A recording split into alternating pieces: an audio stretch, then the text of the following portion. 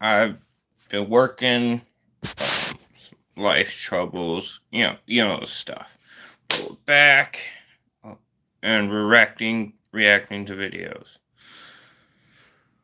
Oh, and the God of War Ragnarok, it's a disaster disguised as a masterpiece. We're reacting to that again.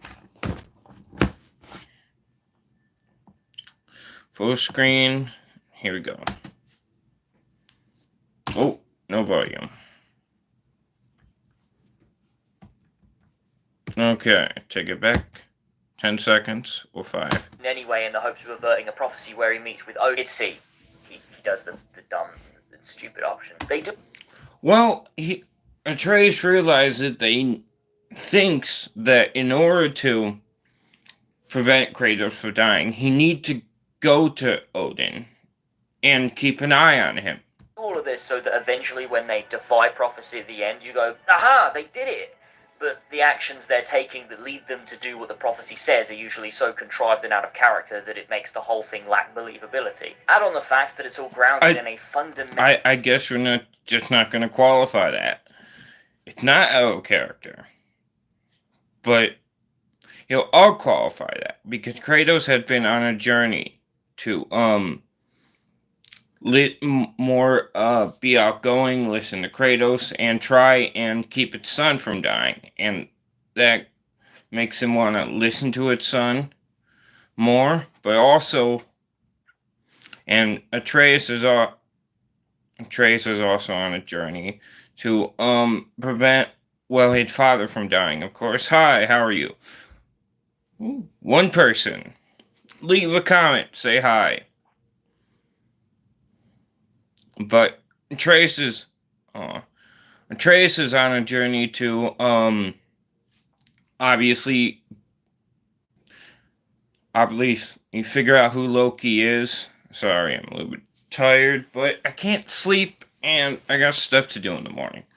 And Atreus doesn't want Kratos to die, so he's gonna do drastic things to in service to that goal.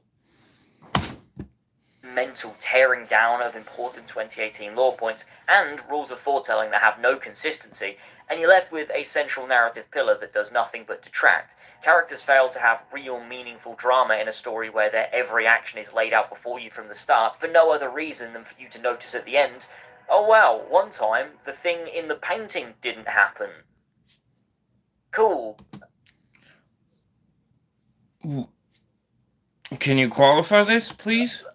But why didn't it happen?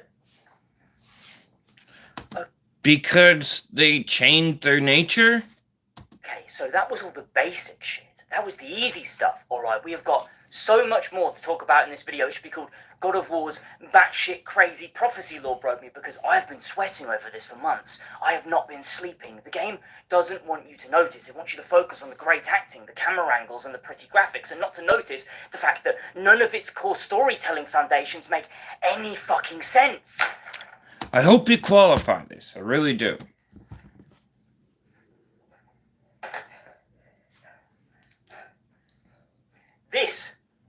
This is the problem. Okay, so I'm aware that you have no context for what any of this means, so allow me to walk you through it as well as I possibly can. Part 1. Giants. Not part 1, we're already on part 3. Part 3I, the little Roman numerals. Part 3I. Giants prophecy. Giants, like we established in God of War 2018, have all of these lore panels, the Jotnar shrines, where they detail events that happened, are happening, and will happen in the Norse world, representing the idea that everything is basically all planned out. It's a huge part of Norse culture. If you watch any... Well, that's not necessarily true. How prophecy works in the God of War universe is that, yes, you can predict someone's future based on their current nature. If they, let's say I want to go kill someone. I killed my family, like Kratos, and I go killing them, and the giant could prophesy that I kill this guy. But what if I decide it's not worth it, or revenge isn't a thing worth doing? in the middle of that, and I changed my nature. That's how you change prophecy. You change your nature and become someone else. That's how prophecies work. He doesn't seem to understand this. Any Viking film or experience anything in this mythology, it always comes up, and that. I mean, Viking films and the prophecy in those and prophecy in the God of War video games are different, and I like. Oh, sorry, I had to crack my back, but I like how they do it because it's not a clear cut. I know what the future is. It's it's based on what you do, based on how you think, and all that good stuff. It's what you're going to do. But if you decide to change into a worse or better person, well, then I don't know. I like that. That, of course, comes from details gleaned from the Eddas. Now, like we already established, which I don't think that makes. I'm gonna rewind in 5 seconds. I don't think that's a bad power because you know you don't change very often over a short period of time. Any Viking film or experience anything in this mythology, it always comes up, and that, of course, comes from details gleaned from the Eddas. Now, like we already established, 2018 maintained the idea that the Giants knew everything and detailed them on these lore panels. Ragnarok retcons this and says, but actually, they secretly lied about every piece of lore, and the real prophecy is in... Ooh, that's... You shouldn't use that word, a retcon. It's not a retcon. It's simply revealing something that was a lie. What do you think, every lie is a retcon now? Like, for example, the hyperspace jumps in the rise,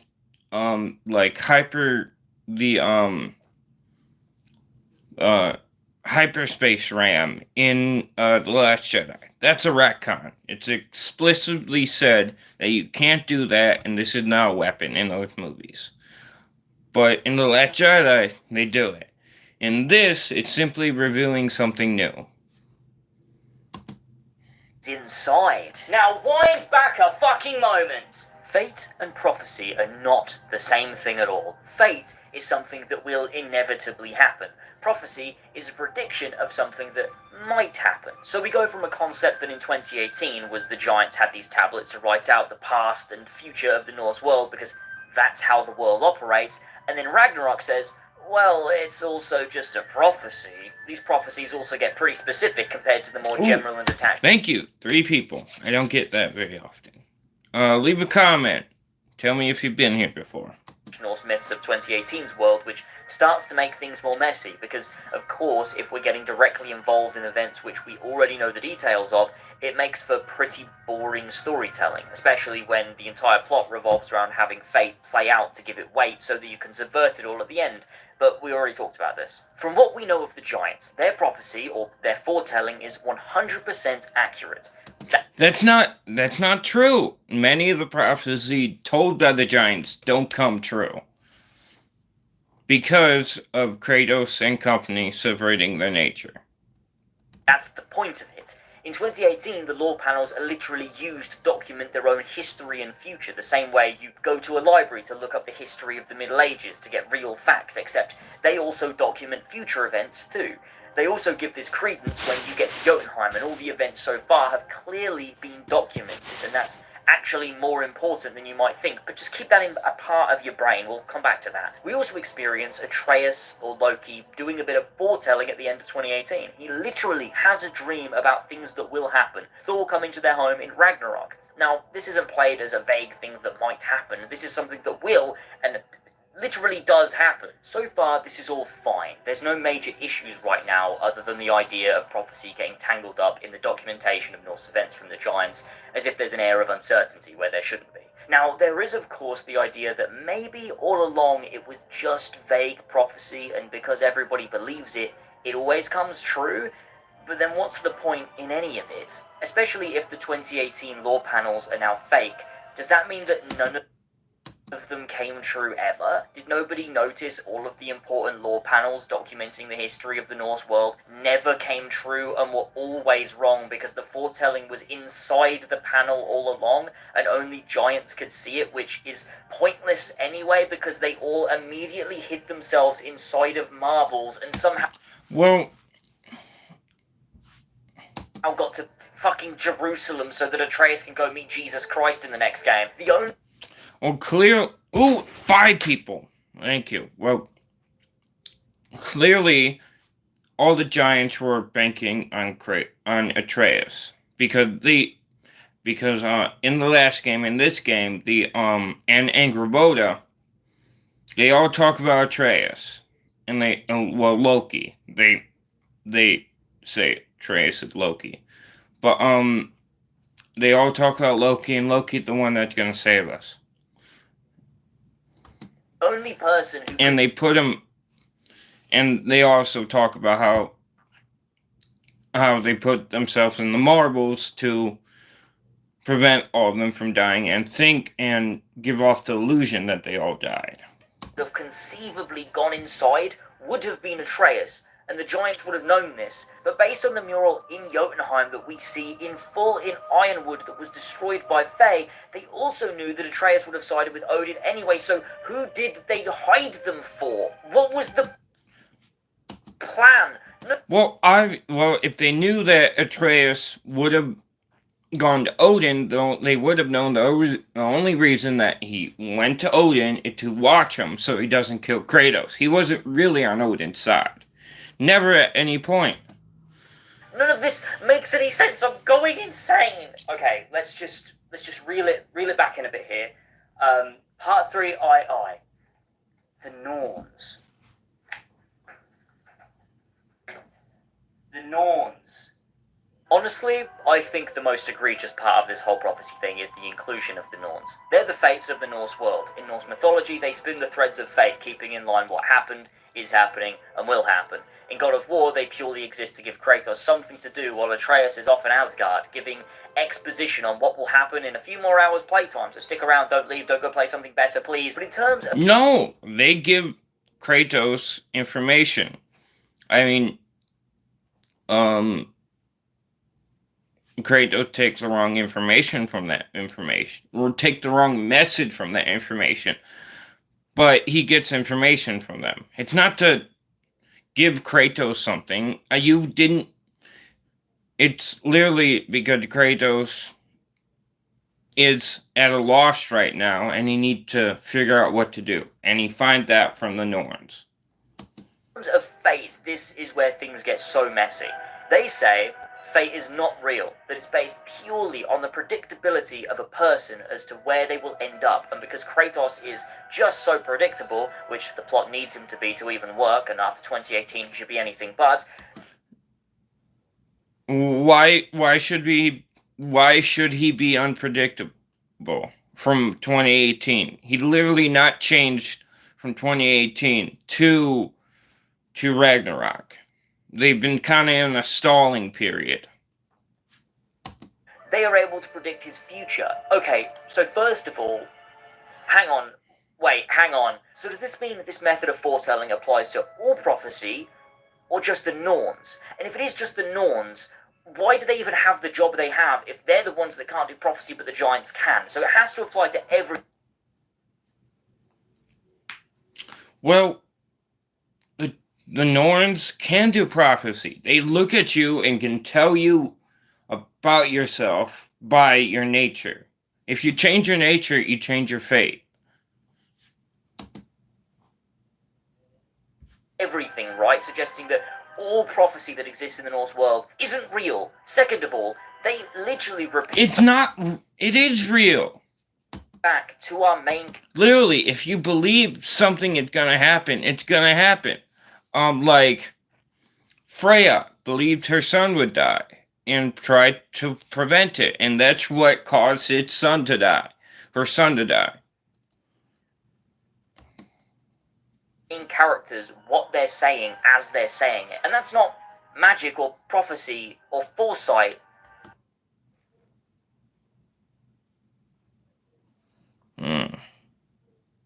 Cooler name. I'm not even gonna try to pronounce that. I think,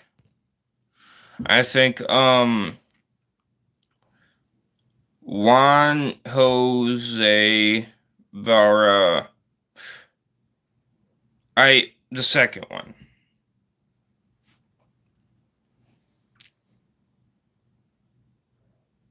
Those are some names. That's just predictability? These characters seem to exist to push the plot forward when the game hits a standstill, act as Norse cameos to things you might recognise, and to plant the idea that fate... Who would recognize the Norns? Jesus. They have plot significance. Kratos kills, dang it, I'm blanking on it. Heimdall, I don't know what's wrong with me today. Kills Heimdall because the Norns set him on that path. Prophecy doesn't even exist anyway, and are just things that might happen if you keep acting the way you've always acted before. But, and what's wrong with that? Okay, so this... These are not. Elias. Because that's the only one I can pronounce. This brings us back to what I mentioned in the Giants section. Their knowledge of the events of 2018 gives credence to the idea that their prophecy is 100% accurate, because how did the Giants manage to predict everything that happened in God of War 2018 if prophecy is just based on being predictable? The entire premise of 2018 is Kratos not being predictable. He literally goes on that character arc. If prophecy is based solely on someone conforming to the traits they have always conformed to, they simply shouldn't have been able to predict any of the events of the first game, should they? Kratos acts so differently in 2018 to how he's always acted. Well, he was clearly different from God of War 3 to 2018. There's obviously some past before 2018. And they're going off that. So much so that a lot of fans of the original trilogy didn't even like 2018. That's about as far from predictable as you can get, and now you're saying that the Norns knew he'd kill Heimdall because Kratos is super predictable, and actually, his arc in 2018 doesn't matter at all, and the moment where he confronted the manifestation of his inner anxiety as Athena means nothing, because in actuality, the Norns can just predict Kratos do Kratos thing, and so he will because plot. No, that's not even what the Norns tell him to do. The Norns throw a spanner in Jesus.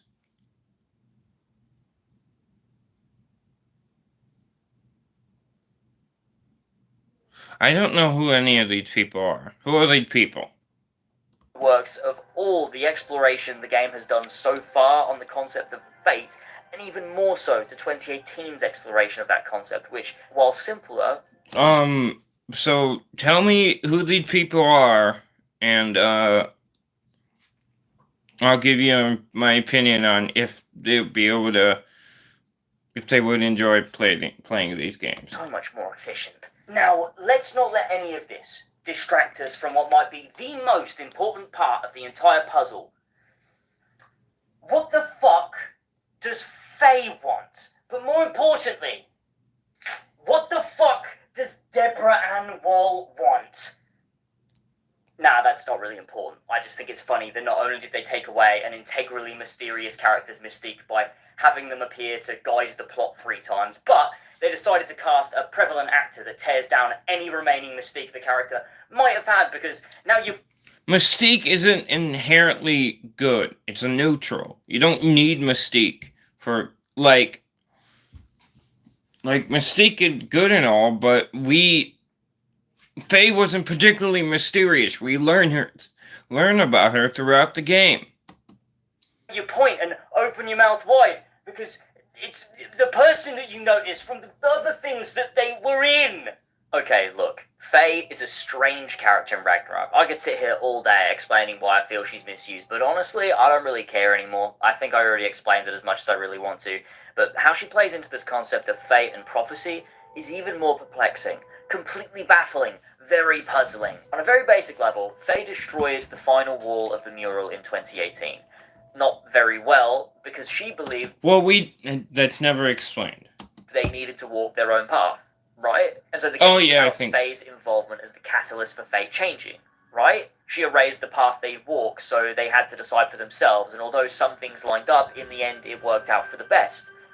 Right? However, Faye didn't destroy it all. Kratos saw probably the most important bit, and the only bit that involves him directly, and Atreus sees the whole thing in Ironwood anyway, so both characters see their respective futures that would have been on the wall regardless. The choices she made alters nothing about how the events play out, so the game being all, wow, Faye knew and she trusted us and she's the reason we succeeded, is really stupid. The characters still knew the things they would have known. Faye destroying the Jotunheim mural means No, Kratos knew he would die. Well, thought he would die. And Atreus didn't know any of it. Okay.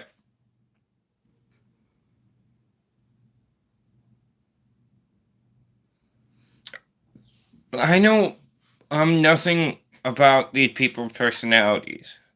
Just enjoying watching television doesn't give me an idea of these people's personalities. I don't know nothing about them.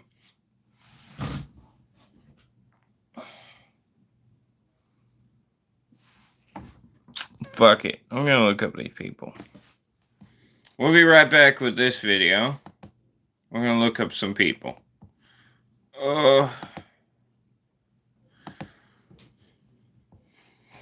I'm curious. Okay.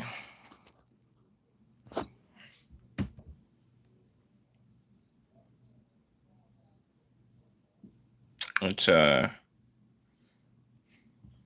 you and me are gonna figure out who these people are.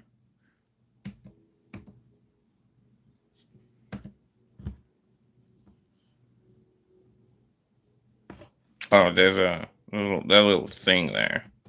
So, where is it? Oh, I have it right there. No. I don't have that jingle bit. Is that the jingle bit?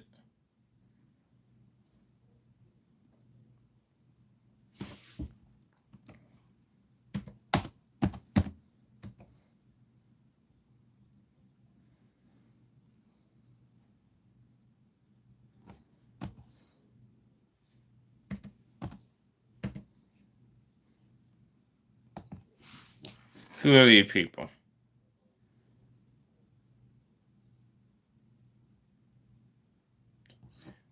It's a person from the 1800s? Okay, clearly you're not talking about this person. But it's apparently I got some person in the Navy, so I don't know who you're talking about. From like the 1800s. I got this person. I don't know who you're talking about, but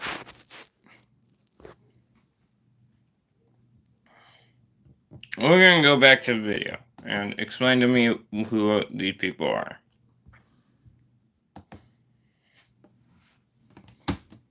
Absolutely nothing at all. What actually altered things in the end were Faye's really weird, well-timed dream vision things. At the start of the game, Kratos has his first dream, a memory of being with Faye.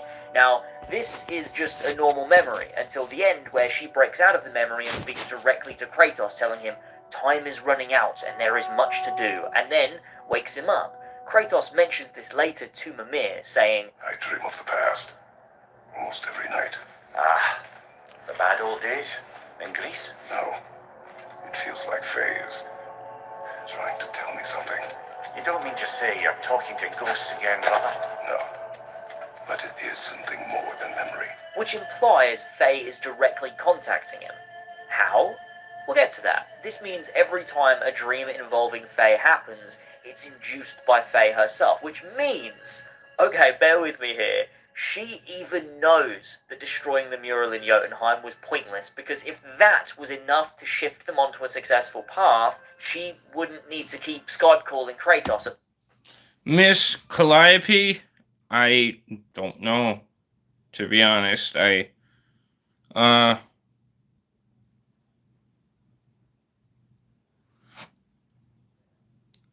honestly don't know anything about any of the chocolate, I guess. I don't have any context for any of these people, unfortunately.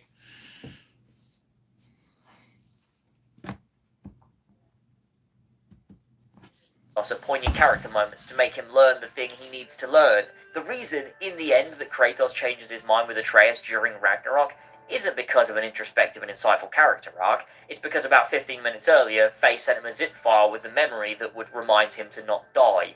It's a laughably stupid... No! Faye told him... Here, let's just go back to it. Sorry, I'm doing this off memory for some reason. Faye told him to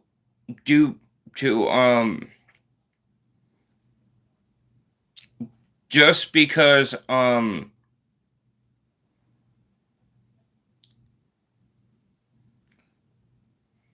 it's a Spider-Man thing.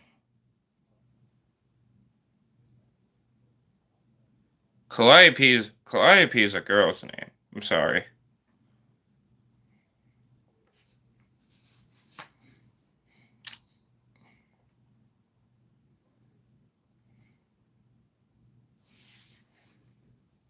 But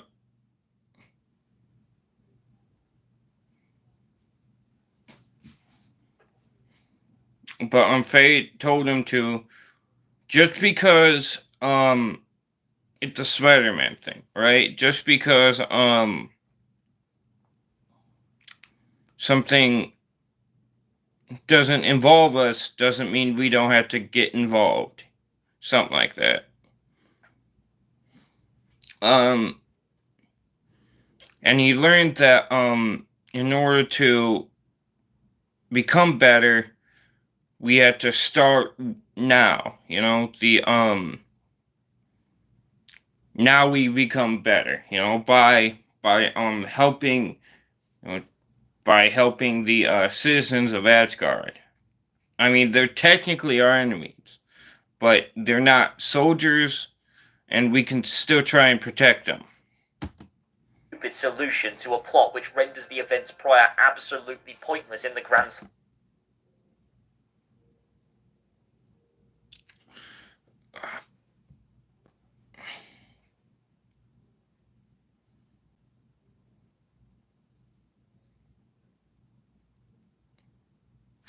Well, next time. I already have ADHD, okay? I'm trying to keep one track of thing. I just took a screenshot of that. I will next time. Tomorrow night, around the same time. I'm gonna try to remember. Scheme of the ending, other than to do small pieces of character work, set up the post-game, do some exploration of Odin, and have us ride a yak for 3 hours. Everything is fixed because Faye once said, "Open your heart," and then texted Kratos, "Remember when I said open your heart?" Just at a crucial moment where he'd need to remember that piece of information. So how... No, he'd been remembering this all throughout this game and 2018. How is she even contacting Kratos? Well, my theory, and I think a better reason than the real reason, would be that during his time in the Light of Alfheim in 2018, a part of Faye's soul latched onto him, which is why when they return in Ragnarok, Kratos can hear her and nobody else can, which I think actually would have been really nice, because I like that Alfheim scene a lot. However, that's not why. When a Philip...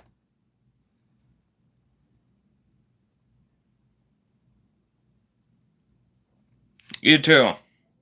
Shu Joy visited the studio in 2018, Corey revealed a little factoid that said the Leviathan axe contains a spirit of someone from the past, which is why it always returns to his hand. Now sure, this could be anyone, right? But it's not anyone, is it? It's obviously Faye. reasonable deduction would imply nobody else. Kratos doesn't even like anybody other than Atreus. And he's not dead. It's not... That's not even true. He likes Brock. He likes, Freya. going to be Athena or Zeus or anyone from Greece, because the axe was made in Midgard, and Kratos also fucking hates everybody in Greece. Kratos wasn't just carrying a soul around with him, waiting to put it into an axe, and the only reasonable person to have an effect on returning the weapon to his hand is Faye, which means the soul must be communicating with him via the axe. How? No idea! It doesn't matter! Don't ask fucking questions! We don't have time to explain these things! We have a fucking yak to ride! Well, this is not in the game. I don't think this matters. Part 3, IV. If it was in the game, it would matter more, but since it's not in the game, it doesn't matter. They changed the mural. Why? Well, we can only speculate, but I think it's pretty clear that this decision is due to the ongoing fact that this game is not what was originally planned when 2018 was made. The original seemed like a large snake coming out of Atreus' mouth, right? With the death of an obscured man in his arms, runes written down saying words like death, father, mourned, and most importantly, betrayal. This was changed in Ragnarok. It's not an opinion or reading, they simply changed it. It's not there anymore, because they needed to tell a different story to the one that was obviously planned, but they couldn't deviate much, so I don't know about that. I don't agree. The same thing is there. left with a mural that looks similar but is different. Now, the runes, most importantly, the one saying betrayal, is gone. The man is very clearly Kratos with his tattoos, which makes no sense because they're not on that side of his face, and the thing that was designed to look like a snake is apparently just a soul, which in the game looks like this. There's no reality where the mural we see in 2018 was supposed to depict the events we see in Ragnarok. Something changed behind the scenes in the story. Well, clearly, what actually happened in the game and what it's written on the mural are different because Kratos and Atreus changed their nature, thereby subverting prophecy. He suffers for it. Another victim of the retcons. You'd have thought that even if they were So clearly it couldn't be different because they changed their nature. retconning it, they'd have found a way to tie it into the story, like maybe the Ironwood mural and the Jotunheim mural were different for a reason. But no, they just hope nobody would notice and it never comes up or matters. This just isn't the sort of lazy It wouldn't matter because they changed. Would have been a part of 2018. Sure, it's pretty dumb on its own merits, but when comparing it directly to 2018, it's even worse because of how meticulous that game was in its design and approach to writing and world building, that it works to harm the overall experience more. Okay, so this brings us to the conclusion of this. Part 3V. Did they change fate? Or not? They clearly did because they're not dead. And many of the other prophecy changed. Did they change fate? Or not? That's really the crux of this issue here. Fate is the central pillar of the game's storytelling, and it enables the core theme of the game to happen. But what I actually think has happened is that with all of these moving parts and retcons, all it does is work to dampen the core themes of the story and create a messy concept that never explains itself. I would like you to explain yourself. Never gets explored and leaves the core message as one that ultimately doesn't have anything to say other than what you personally decide that it means. You might think that's a good thing, no? Themes and meanings are left up to interpretation all the time, and while yes, true, that is the case, Ragnarok wasn't trying to leave it up to interpretation. It was treading the same path as 2018 conceptually. It had a message and wanted to convey that message. It just fails to do so. To explore this, I've asked tons of people what they think it means and read plenty of replies on other videos of Ragnarok of people saying what they think the game means, and the responses vary wildly. Some people think it's a story of not being told what to do by your parents and searching for your own independence. Some people think it's to do with your parents finally coming together to help their child grow up. Some people think it's a story about defying destiny and absolutely nothing else, no subtext at all, which I guess is kind of based. And I've seen some people say the game is vapid on purpose because it's trying to be a commentary on not reading too heavily into things. The two ones are dumb, but the first two, why can't they both be true at the same time? None of those two conflict. That's a real take. I've seen someone say, and you know who you fucking are, you dumbass. The idea that 2018 was so meticulous and Ragnarok was not is to show you that where you think there is depth, there isn't, is maybe simultaneously the most creative and most stupid idea I've ever heard. But this is my point. This game doesn't convey what it's trying to say anywhere near as well as 2018 did. 2018 had focus, purpose, and it wanted you to consider very specific things upon completion. Ragnarok doesn't do this. It very clearly tries to, but the concept of prophecy and fate is so convoluted and contradictory. It's not, really. What's wrong with, well, fate can be changed by changing your nature? What's wrong with that? It makes the world the story is being told in make no sense. It causes characters to just do things for no other reason than plot, and it muddies the core themes to the point nobody has a clear answer for what the game wants them to think anymore. So did they change fate? It entirely depends on the angle you view the game from, which explanation... No, because if they didn't change fate, they'd be dead. You decide to subscribe. Well, Kratos and Atreus would be dead.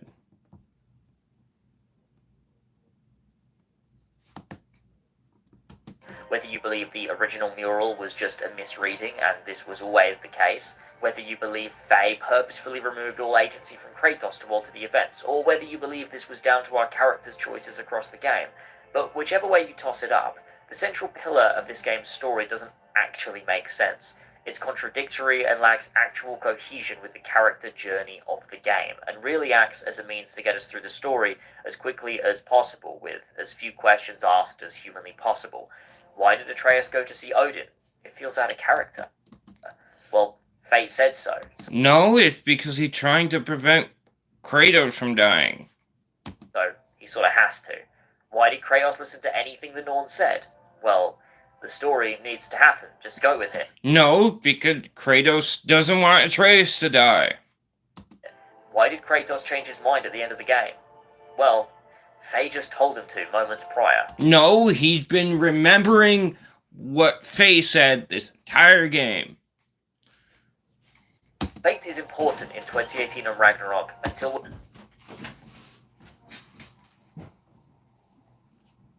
we're told that actually it isn't at all. And any... 1 second.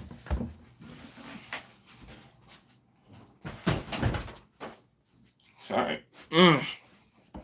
Don't know what's wrong with that door. anything can happen. And then we're supposed to perceive Kratos surviving as a magnificent feat. But all he did was decide not to die. Because fate isn't real, and you can just do that apparently. No, fate is real, but they subverted their nature. They changed their nature, thus subverting destiny. It's just that simple. Well, changing yourself isn't simple. It takes a very long time.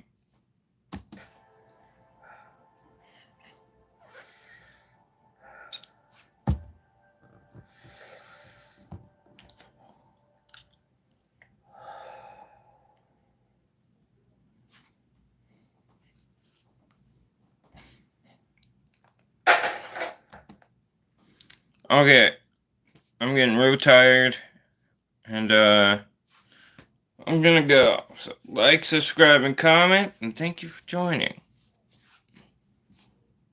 And everyone, go check out who these people are in this comment. I'm really curious.